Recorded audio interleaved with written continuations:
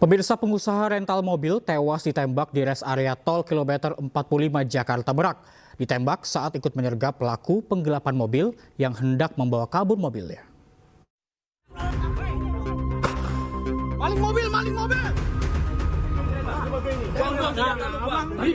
Pemilik penyewaan mobil dan rekan-rekannya yang terus mengejar akhirnya menangkap pelaku penggelapan mobil oranye di depan sebuah minimarket res area kilometer 45 tol Jakarta Merak. Merasa kesal saat menangkap pelaku, situasi pun memanas saat pelaku mencoba untuk melarikan diri.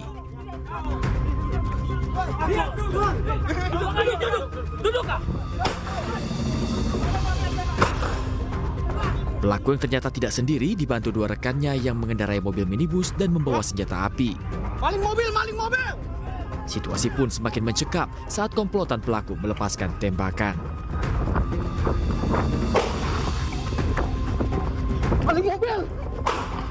Maling mobil!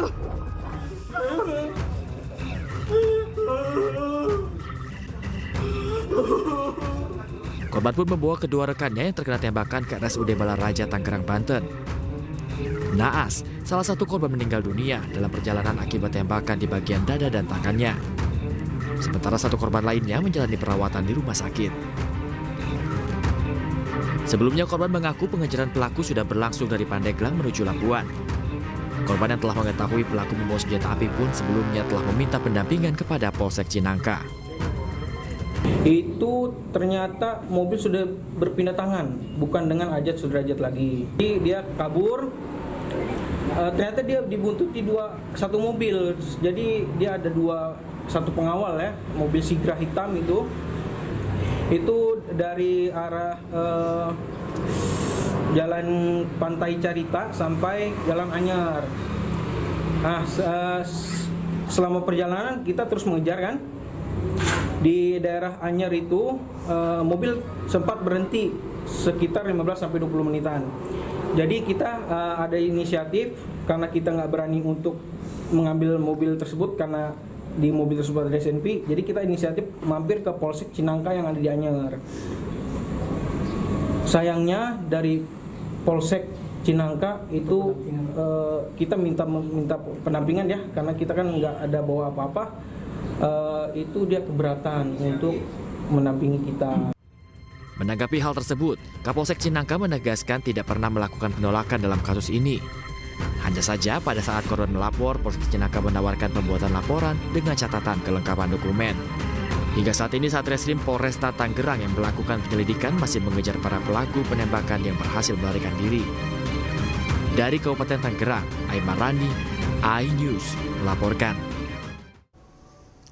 Dan untuk mengetahui perkembangan terkini kasus ini kita terhubung dengan Kasih Humas Polresta Tangerang, Ibda Radi Purbawa. Selamat pagi Pak Purba. Selamat pagi. Ya baik, Pak Purba, hingga saat ini bagaimana Pak hasil penyelidikan dari pihak kepolisian? Baik, hingga saat ini kami dari jajaran Polresta Tangerang dipimpin langsung Bapak Kasat Reskrim Kompol Arif memimpin langsung upaya penangkapan dan pengejaran dari pelaku penembakan tersebut. Baik, Pak Purba, apakah ini identitas pelaku sudah diketahui? Baik Mas Reza, jadi berdasarkan hasil penyelidikan yang telah kita lakukan dan kita mengumpulkan beberapa alat bukti dari CCTV sebagai petunjuk terkait mengidentifikasi dari pelaku, yang pasti kita sudah mengantongi beberapa identitas, namun kita tidak bisa sampaikan di sini. Yang pasti itu merupakan ranah kami dari proses penyelidikan maupun penyidikan lebih lanjut. Baik, Pak Purba, apakah pelaku ini merupakan seorang residivis dengan kasus yang sama atau bagaimana Pak? Baik, jadi belum bisa kita jelaskan bahwa pelaku ini merupakan residivis karena kami masih terus mendalami terkait motif dan terjadinya penembakan ini, karena kita tahu terjadi penembakan mengenai korban sampai meninggal dunia Yang pasti hasil dari informasi yang kita dapatkan ini adalah bisnis daripada rental kendaraan. Demikian. Baik, Pak Purba, kita ketahui bahwa ada 2 orang yang tertembak Kamis dini hari kemarin. Salah satunya meninggal dunia, yakni pemilik rental, dan salah satunya adalah karyawan, betul Pak ya? Dan saat ini bagaimana kondisinya Pak? Baik, betul. Jadi korban ini adalah salah satunya adalah pemilik rental kendaraan yang kendaraannya digunakan oleh terduga pelaku yang sama-sama kita lihat di video tadi. Untuk yang pemilik atas nama saudara I, ini sudah meninggal dunia di RSUD Belaraja. Yang satunya atas nama saudara R, ini dalam kondisi memang cukup kritis dan kita sudah lakukan perawatan secara intensif dari Rumah Sakit Umum Daerah Belaraja. Sekarang dirujuk atau ditangani oleh RSCM Jakarta untuk lebih intensif. Baik, Pak Purba, senjata api yang digunakan oleh pelaku ini apakah sudah ditemukan? Baik, jadi untuk senjata belum kita dapati, yang pasti kita sudah mendapatkan barang bukti dari selongsong peluru yang tertinggal di TKP dengan kaliber selongsong peluru ini 9 mm. Yang pasti kita sedang dalami, kita uji secara lapor, secara scientific crime investigation untuk mengungkap tindak pidana penembakan ini terjadi. Baik, Pak Purba, kita ingin mengkonfirmasi kembali. Ada berapa Pak total pelaku ini? Ya baik Mas, jadi berdasarkan petunjuk yang kita kumpulkan daripada CCTV, kemungkinan berjumlah 4 orang.